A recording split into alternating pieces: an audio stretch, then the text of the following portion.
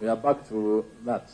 In a tense exchange before the National Assembly Education Committee, both sides made their submissions, with UASU holding firm on its demands. The key issue remains a lack of funds to implement the union's demands. By the top minds of this country.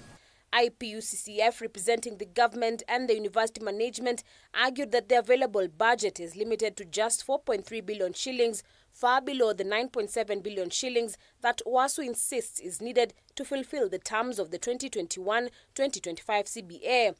The first scenario, they said, the way they have calculated it, they see that the cost of implementing this CBA is 8.6 billion. They came up with another scenario. We call it scenario 2.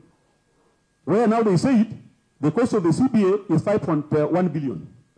3, where they came up with 4.3 billion. In this 4.3 billion, they were giving every employee at the university 7.6%. And I want members of the committee to note, there is nowhere in the return to work formula where 7.6% is mentioned. Now they are telling us what the government has offered is 4.3. Let us try to fit it. I want to say whether you fit it like what, it cannot conform to the terms and provisions of the return to work formula. The Education Committee further raised concerns, questioning why IPUCCF was unable to provide any documents confirming the availability of the 4.3 billion shillings, despite repeated assurances. That is the procedure. But now in the context where 4.3 was brought on board, the government was the one chairing, not myself. We know government works on paper. That this is what we have for you. Where is the document?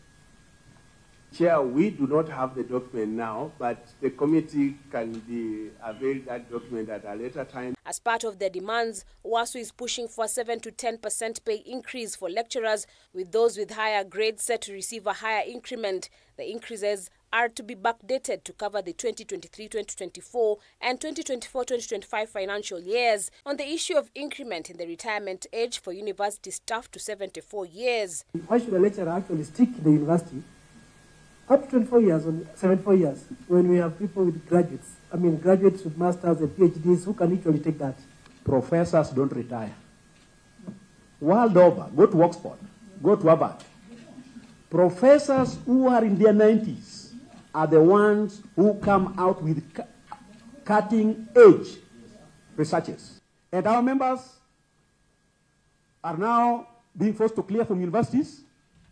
While we have an agreement, they know it is 74. As of now, UASU remains resolute, declining to call off the strike until the government meets their demands, which include harmonization of allowances, comprehensive medical covers, and a budget for promotions and housing loans. Harriet Chimea, K24.